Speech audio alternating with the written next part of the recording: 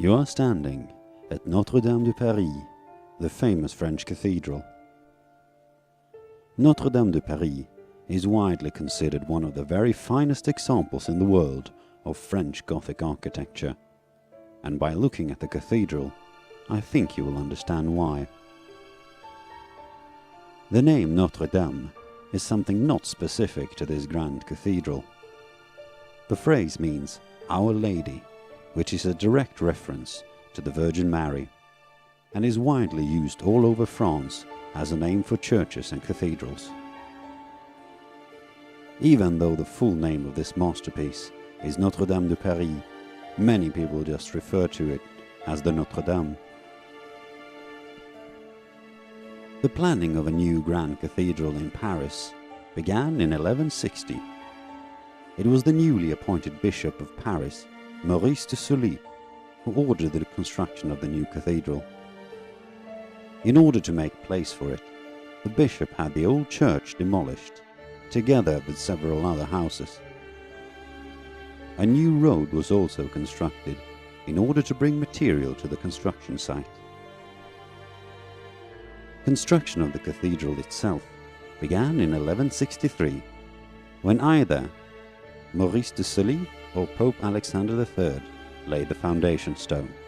Who actually laid it is still under debate, but it is documented that both the bishop and the Pope were attending the ceremony in question. The cathedral consists of two parts.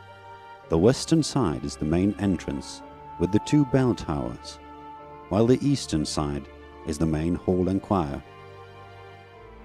During the construction, focus was on building the eastern part first. That way, the cathedral could still be utilized by putting up a temporary western wall while the rest of the western part were being built.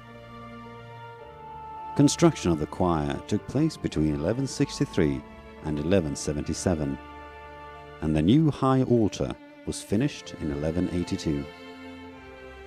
Maurice de Sully never got to see the cathedral completed, as he died in 1196. His successor, Eudes de Sully, continued the work and began construction of the western entrance before his own death in 1208.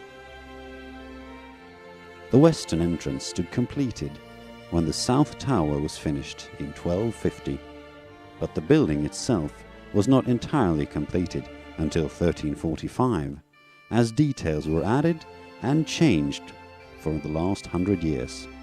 Thus, in total, this masterpiece took almost 180 years to complete. In 1793, the cathedral was damaged during the French Revolution. Many sculptures and treasures were plundered or destroyed. One example of this is the Gallery of Kings. This is a row of 28 statues representing 28 generations of kings of Judah, which can be seen just above the main gates. However, after the installation of the kings in the 13th century, they quickly became familiar presentations of the kings of France, and from 1284 and onwards, they were presented this way. During the troubled time of the Revolution, these statues were attacked and beheaded as they were seen as symbols of the royal tyranny. They were later restored when the church underwent restoration work during the 19th century. The restoration lasted for 23 years, and it was during this period that the spire, which you can see today, was erected. Today, the cathedral houses a total of 5 bells in the bell towers, 1 grand bell and 5 smaller. By smaller, I mean that they weigh between 2 and 3 tons, so they are only small when you compare them to the big bell. The big bell is known as Emmanuel and weighs 13 tons. It is located in the south tower, and it is rung for major holidays such as Christmas, Easter, and All Saints' Day, and other important events. The smaller bells ring every hour to indicate the time. Notre Dame de Paris truly has an amazing outside. decorated with hundreds of gargoyles and statues, each telling their own story. Especially interesting to many is the gate, which story I will give you now. The main gate you can see in the middle portrays the meeting with the Lord and the Last Judgment. You will also see an angel and a devil with a scale in between. This symbolizes all the good deeds and the bad deeds people have done through their lives, and the tilt of the scales decides where the people end up, in either heaven or hell. If you look closely, you will see how the people on the left side of the scale happily look upwards towards the sky, whereas the people on the right side are sad looking as they have to follow the devil. The right gate, known as the Portal of St. Anne, displays the story of the marriage of Joachim and Anne, and the marriage of Mary and Joseph, as well as scenes from Christ's arrival on earth. The left gate is known as the Portal of the Virgin. Above the door, you will see the 3 prophets on the left and 3 Old Testament kings on the right, holding phylacteries, showing that God's promise has been fulfilled. Jesus has come to serve humanity. Above that, you can see Mary on her deathbed, surrounded by Jesus and the 12 apostles. You can also see 2 angels lifting up her shroud and taking her to heaven. On the top you can see Mary in heaven, crowned the Queen of Heaven by an angel while being blessed by Jesus. If you choose to go up in the towers, which I can highly recommend as the view is fantastic, you will get a closer look at the gargoyles and chimeras.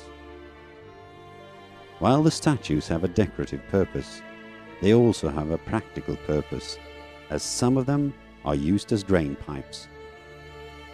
Many of the grotesque figures have a passageway inside that carries rainwater from the roof and out through the gargoyle's mouth. The gargoyles were also believed to protect the cathedral against evil spirits. The classical chimeras you can see surrounding the 2 towers were however not in the original cathedral. They were added later during the 19th century restoration. While the outside of the Notre is amazing, the inside is just as beautiful. Inside you will find spiritual statues, magnificent paintings, and breathtaking stained glass windows. Many of the old church windows also tell a story, with each part of the window telling a part of the story, almost like a modern cartoon. Most breathtaking are the 3 rose windows, which all date back to the 13th century, although they have received some restoration work during the years. The windows you can see today are very much true to what the windows looked like in the 13th century. Quite amazing. Even though the cathedral is the obvious point of focus, there are some surrounding places and monuments that are worth noting. If you look at the cathedral's front, you will see a large statue to your right. The inscription reads, Charlemagne et ses élèves, meaning Charlemagne and his noble servants. Charlemagne, also known as Charles the Great, was the great French king during the 8th century who helped define the Western Europe we know today through his conquering. The statue is not as old as Notre Dame itself, as the statue was created in 1886 by Louis and Charles Rocher. Another interesting detail can be found in the pavement in front of the cathedral. If you look around, you should see a circular marking saying Point Zero, des routes de France, meaning Point Zero, the roads of France. This is the location where all distances are traditionally measured. Many countries have the so-called kilometer zero points, and France's point happens to be right here. The marking is also considered to be the official centre of the city of Paris.